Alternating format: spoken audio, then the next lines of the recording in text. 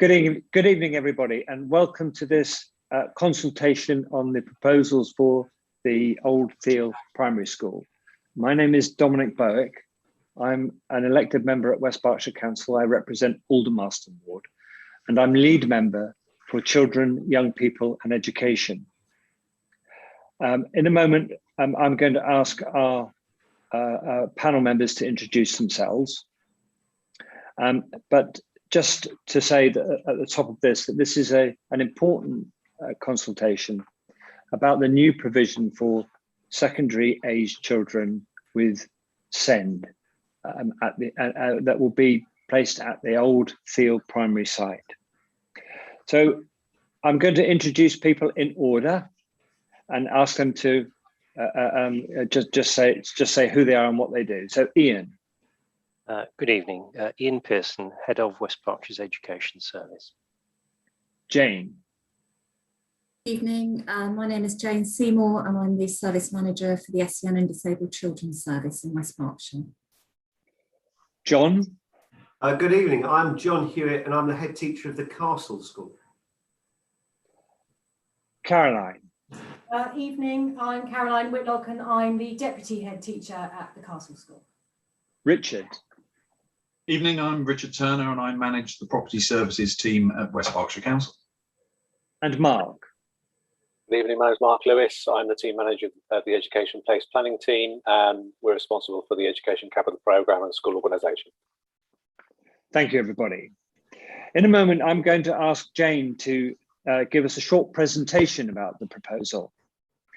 And after that, the panel members will answer a number of questions that people have submitted prior to this meeting.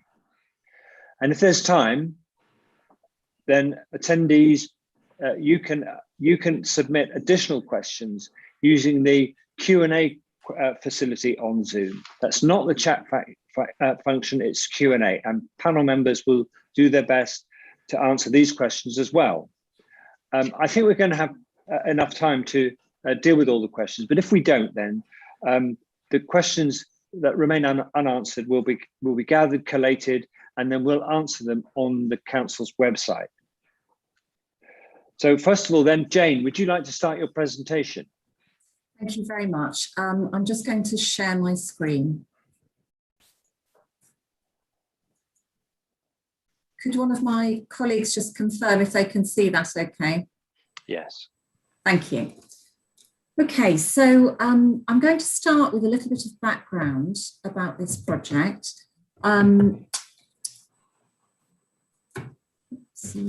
Here we go. So we identified as part of our strategy for children with special educational needs and disabilities, which we produced in 2018, that we needed a new facility locally for secondary age pupils with complex emotional needs who may have a diagnosis of autism or ADHD or other mental health diagnosis and whose needs can't be met in a mainstream school. So we developed a proposal to create this provision with a view to opening it in September 2022, ultimately offering 42 places, but beginning with a smaller number of young people. And we consulted on that proposal in November and December 2020. The result of that consultation was that we had overwhelming support for the proposal, with 98% of respondents in favour. But at the time of the consultation, we hadn't actually identified a host school and we hadn't identified a site. So since that consultation, we've been doing further work, and I am really pleased to be able to say this evening that the new provision will be part of the Castle Special School in Newbury. It will be managed by the Castle School, although not on the same site. And the reason we approached the Castle School to run this provision on our behalf was that they have very significant experience and expertise in supporting children with special educational needs. And as you may already know, it's a school which is consistently rated outstanding by Ofsted, and therefore it's very well placed to develop really high quality, effective provision for this group of vulnerable learners. In terms of a site, we knew that we needed a site which was separate from the host school, wherever that host school was going to be. And the reason for that is that the sort of young people we envisage using this facility are young people with emotional needs and anxieties who will find a large school campus with lots of children, lots of activity, very threatening and intimidating. And they really need to be in a smaller, self-contained environment which feels safe to them. And that was the reason for having a separate site. We knew that we needed a site which could offer a suite of classrooms, a hall, kitchen facilities for meals, and some specialist teaching facilities. So we undertook a site search, which is what we would normally do in these circumstances. And the Old Thiel Primary School site came up as our most viable option, and hence this consultation this evening. Why Thiel? Well, obviously there was a primary school there, so the site and the building lend themselves very well to educational use. It's available and unoccupied, but most of all, most importantly, it offers all the accommodation we need. And therefore reusing this site for educational purposes makes a good efficient use of public resources. Another factor in our thinking was that children will be travelling to this facility from different parts of West Berkshire, and we have good transport links from the M4 to Thiel. Just a little bit about the provision itself. There will be 7 classes starting at year 7, going up to and including post 16, with 6 pupils in each class ultimately. But we won't, as I said earlier, start with a full quota of 42. We'll be starting with about 12 students, building to 42 over 4 or 5 years. We'll have high staffing ratios of specialist staff. So, for example, a class will have a class teacher and 3 teaching assistants. And the emphasis will really be on supporting these young people to achieve independence and realise their full potential. The students will largely remain on site during the school day. They won't be off site, for example, at lunchtimes. They may be using facilities in the community or, for example, at local FE colleges for the post-16 students. But if they are off site or using other facilities, they will always be accompanied and supported by staff. In terms of transport, the majority of young people will come to school by minibus or by taxi.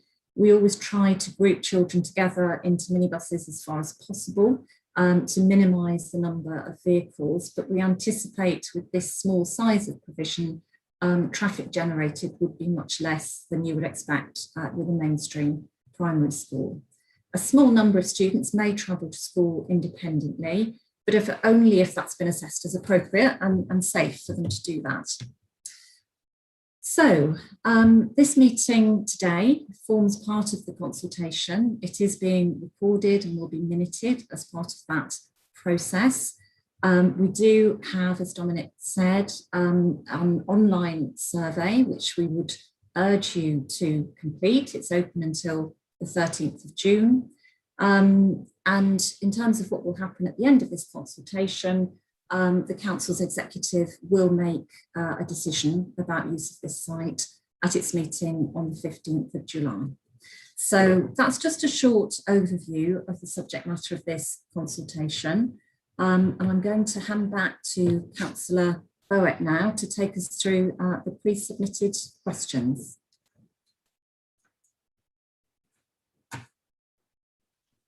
Thank you, Jane.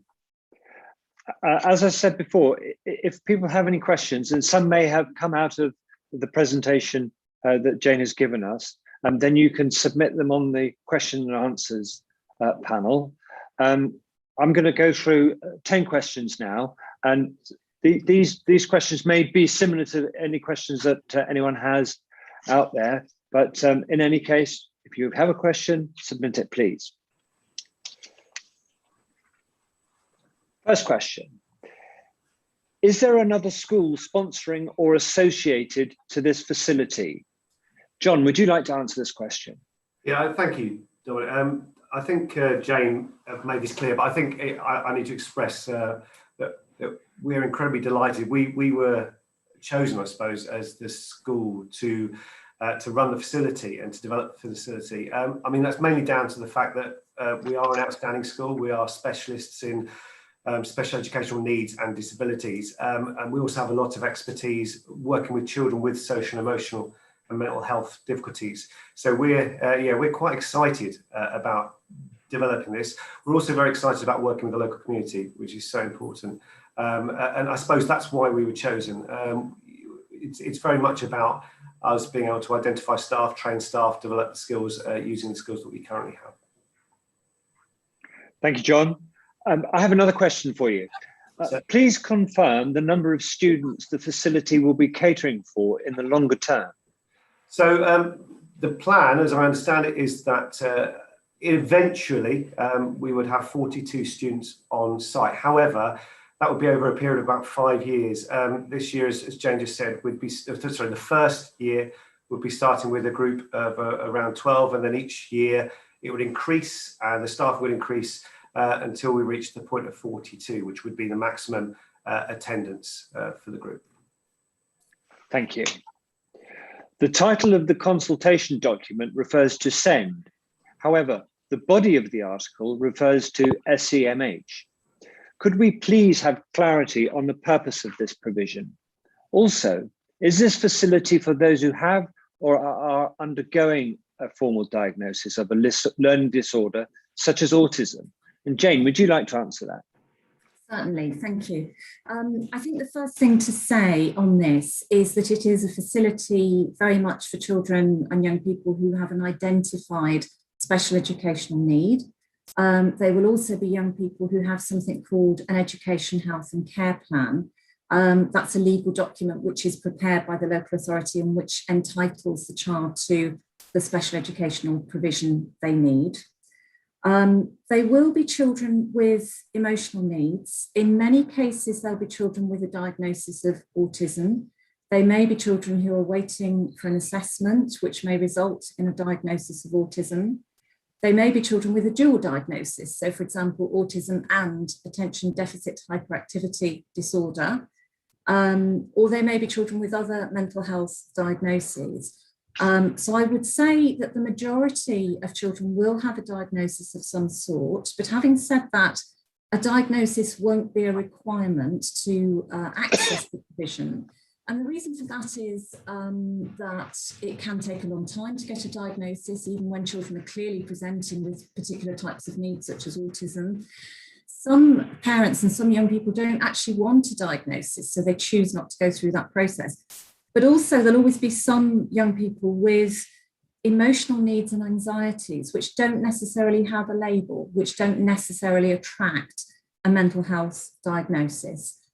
So we would not rule out children without a diagnosis. We need to meet children's presenting needs rather than base our provision on diagnosis. But I can say that I think the majority will have a diagnosis. Thank you, Jane.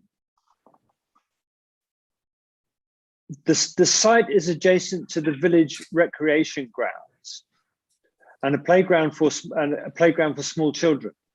If this provision is likely to have older children with behavioural issues, what are the plans to safeguard the younger children in the village, as well as the students from the nearby secondary school, both before and after school? And this is a question that I'll ask John and Caroline to answer.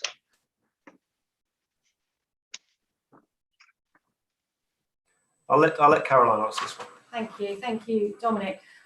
So whilst these children within our communities may well have exhibited some challenging behaviours in mainstream, this is largely, in our experience, down to a collection of unmet needs within a variety of environments.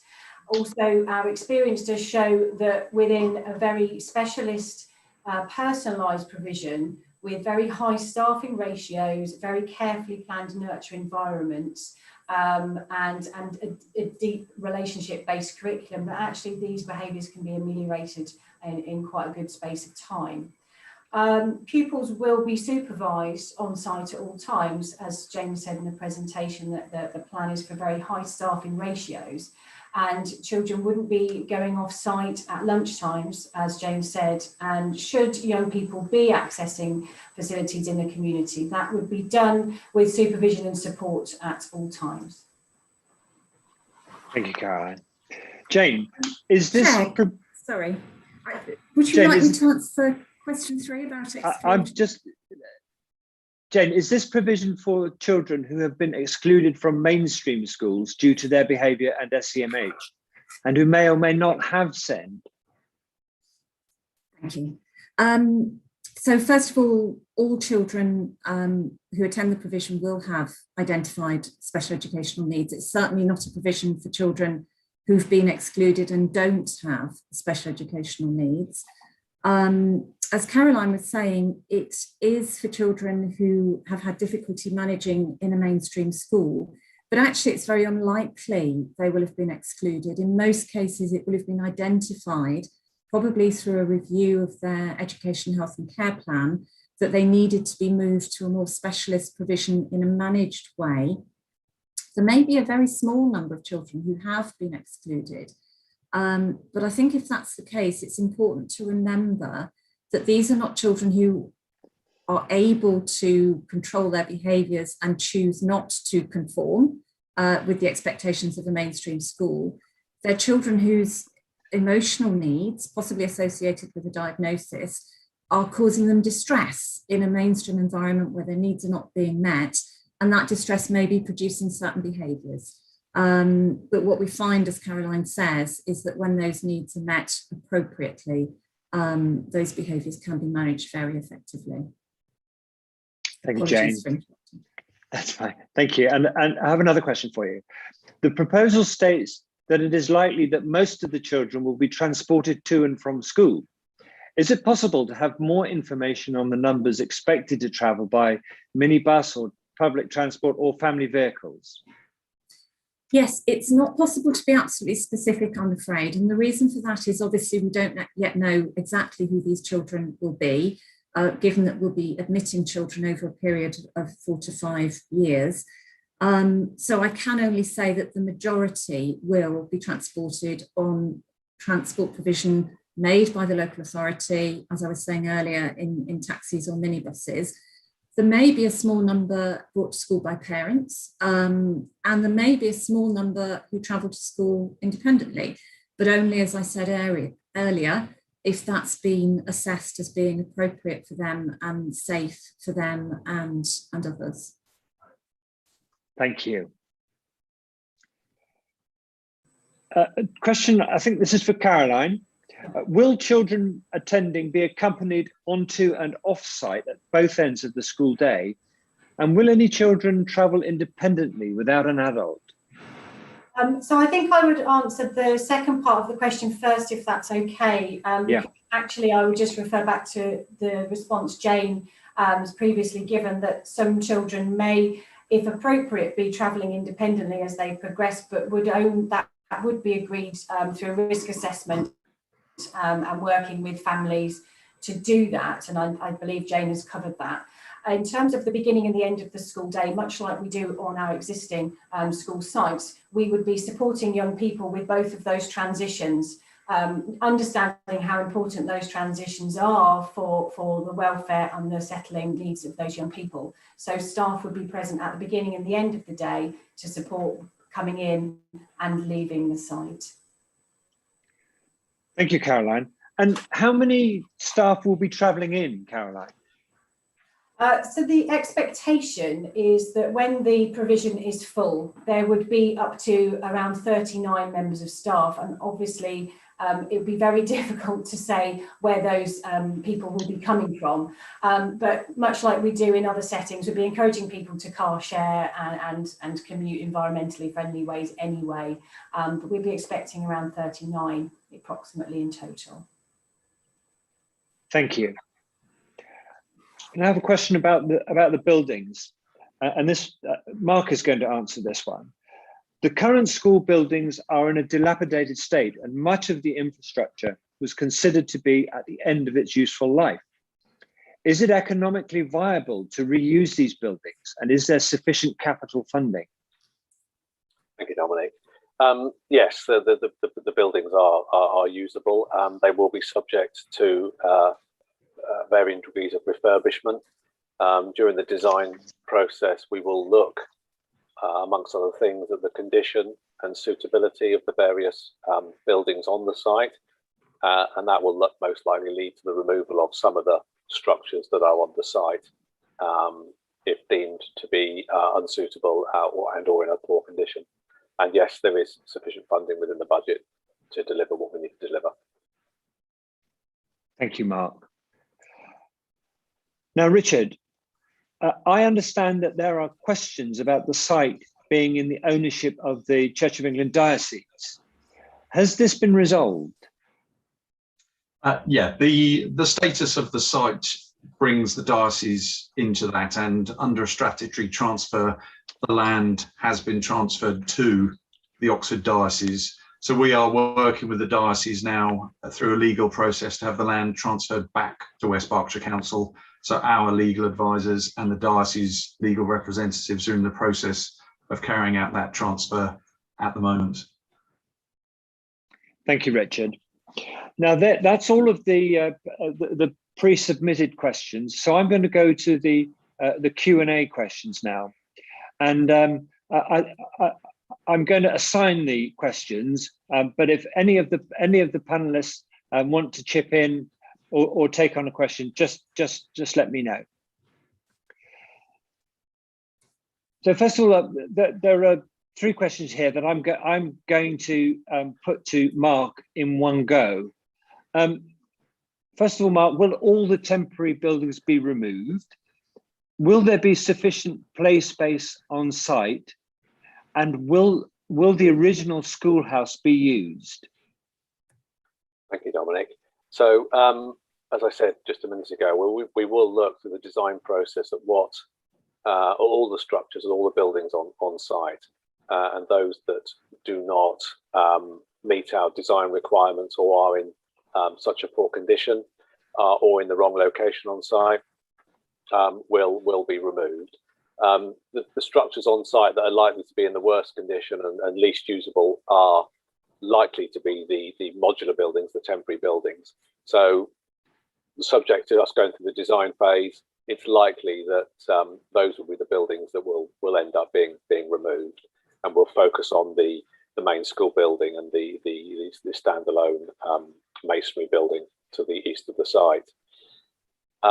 In terms of play space, my team have developed a project brief with key stakeholders, including obviously the school, and yes, there will be sufficient play space on site, alongside sufficient accommodation, etc. In terms of will the original schoolhouse be used, again, I go back to the design process. Where it makes sense to use and reuse a building, we will. Make sense from a design point of view and from a condition point of view, we will seek to reuse and use buildings that meet that requirement, that brief. Thank you, Mark. John, a couple of questions here that perhaps you could answer. First of all, will the school be offering GCSE exams for these students? And will the children be grouped by year groups, or will year groups be mixed? So starting with the GCSE question, the plan would be we would deliver a curriculum that would meet the needs of the young people. So initially it would be about meeting need and about helping the young person to develop skills that will allow them to access education. If there was a need or they would benefit from GCSEs, we would look at GCSEs. The curriculum will be developed around the needs of the pupils and what the desires were, what the skills were, and what the intentions of the curriculum were. In terms of, sorry, the second question was, just remind me. Will children be grouped by year groups, or will year groups be mixed? So children will be grouped by their need, essentially. Actually, Caroline, do you want to? Yeah, so largely we're quite used to grouping people depending upon the dynamic of the students within any given age range. We mix people based upon groupings of need and making sure that we don't stick to age ranges as rigidly as one might think. What you tend to find by doing that is children do go in within key stage ranges, because obviously developmentally they're at certain points in their educational career, but we would never want to stick to ages specifically, because that might miss a certain necessity of those young people. Thank you, Caroline, very clear. Jane, I think you'll be able to answer this question. As you need an EHCP to be considered for a place, and we know how hard it is to get one, especially for children that have marked for so long, won't this be a barrier? And so children may be left with nothing and no other options while waiting for an EHCP. Thank you. Yes, I think what I would say in response to that is that EHCPs are there for the relatively small number of children who require very, very specialist provisions such as this. There will be other children who will have needs of this type at a lower level, whose needs should be met in their local mainstream schools with the resources that local mainstream schools have available to them, and with the services, specialist services which mainstream schools can access, such as educational psychology, therapeutic thinking service, learning support services, etc. So I don't think we should see this as an all or nothing. You know, these are children who really cannot be supported in mainstream school, but there are children with a similar but lower level of need who can and should be supported in their mainstream schools. Thank you, Jane. I think this one is back to Caroline. With the 12 initial pupils, will this only be year 7 or 8? Or will it be spread across the 11 to 18 age range? Thank you, Dominic. So currently we don't know exactly the specifics of the first intake. We feel in consultation with Jane and her team that needs to be very carefully managed to support that transition in, and it's likely that we would look at a narrower group of ages, but I can't be 100% specific on that without knowing the exact pupils that are likely to go through the SEN panel to be taken through to this provision. Jane, was there anything you would add to that, do you think? Yes, thank you, Caroline. I think we would envisage that the first cohort would be primarily year 7 and year 8. We can't rule out, you know, potentially the year 9 if that's appropriate in terms of the mix of students. We have to look at what's appropriate for young people and them having a suitable cohort and a suitable peer group. But primarily, we would certainly be looking at year 7 and year 8 as the first cohort. Thank you, Jane. Thank you, Jane. Thank you, Caroline. And this one I think is for Mark. What car parking facilities will be utilised for the transport of these children, whether local authority organised or other, given the high levels of traffic in the area for both of the other schools? Thank you, Dominic. Yes, I mean, I think we probably all appreciate the restricted access onto the current site is quite narrow, but it is an opportunity, I think, and it will be as part of the design process. I was talking about looking at the accommodation, etc., and looking at the external areas. We will also look at on-site car parking to improve on-site car parking to make it appropriate for the new facility, and to reduce the likelihood of parking off-site. So it will be fully considered as part of the design development. Design development will be a key factor in our design development. The car parking, well aware of the implications of cars being parked off-site and the impact that has on local residents. I don't know if Jane might want to speak about how the pupils might be transported. Well, Yes, thanks, Mark. Well, just to reiterate really that we want to minimise traffic coming onto site, so we'll use minibuses as much as possible. And obviously we'll need to, as part of the project planning, look into safe arrangements for dropping off and collection at the beginning and end of the school day. Thank you, Jane. Thank you, Mark. Now, the next question, I think you have already answered this one, Caroline, but it may be that somebody has joined the webinar a little later. How will the classes be blended, by age or by diagnosis? Okay, so the class groups will be carefully planned based upon the specific needs of the young people. It's vital to make sure that the dynamics within any highly specialised nurture group are very carefully thought through.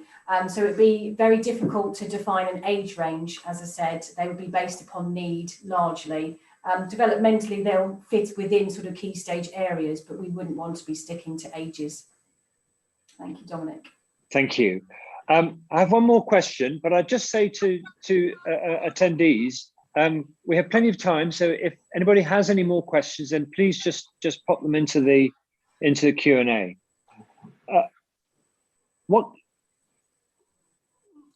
Now, I'm not quite sure whether this is Caroline or Jane, so put your hand up if you think you're the right person. What kind of therapies will be available to the children in terms of possible OT, speech therapy, movement therapy, or anything else?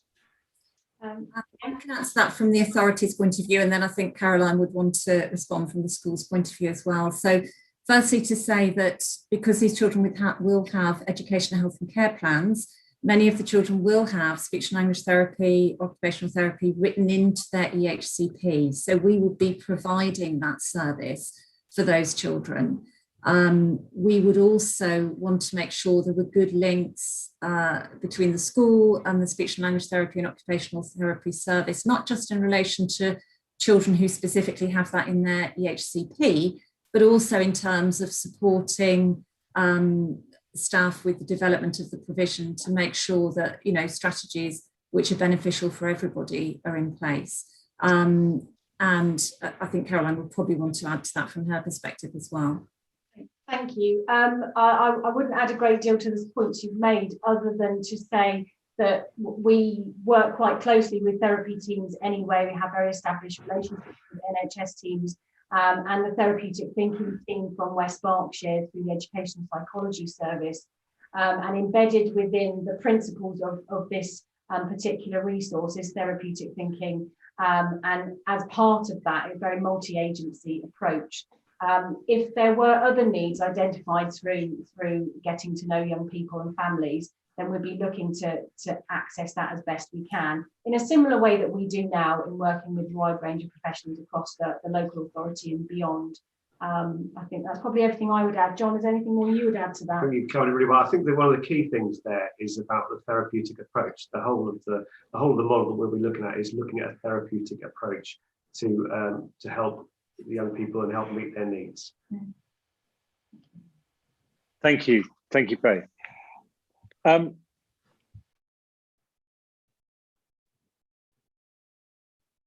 Right. Will you be expecting to take pupils who have learning difficulties or pupils who are working close to ARE? Jane? Yes, what we envisage is that children will be mainly in the mainstream range of ability. So they're not children with learning disabilities as such. But having said that, obviously the mainstream range of ability is a very wide continuum. But they'll generally speaking be pupils who can access a mainstream curriculum, albeit with differentiation and a lot of support. Because clearly emotional difficulties may well have impacted on their learning in mainstream. So they may function at a lower level than their chronological age, even though they may not have any sort of specific learning difficulty. I don't know, Caroline, if you want to add to that, or John? No, I don't think so, Jane. I think that's probably answered that question. It's very tricky when you're looking at age-related expectations because of course what we know is that the social and emotional challenges that these young people face greatly hinders their ability to access that curriculum in that moment, in that environment. And it's very much about taking it back to that highly specialised nurture environment to create that, that the pupils can access the curriculum appropriately through that provision. Thank you. Now, I think this is probably for John. Where are you recruiting your staff from? What kind of training will the assistants have? And will the staff be taken from existing schools? So the plan would be to recruit as any school would recruit, which would be going out externally. We are not taking staff from our current schools. We're not planning to take from anywhere else, but we will advertise out when the time comes. In terms of training, we'll, like we do at the Castle School, we'll have a full induction training package. We'll have expertise brought in to make sure that everyone is trained up. The key is, as we are at the Castle School, we'll have the best staff to develop the facility and provision. That won't start until closer to the date, because we want to make sure we've got the right people at the right time. But it will be external, it will be advertised out for anyone who has the requisite skills, experience, knowledge, passion to come and apply for being on the team. Thank you, John.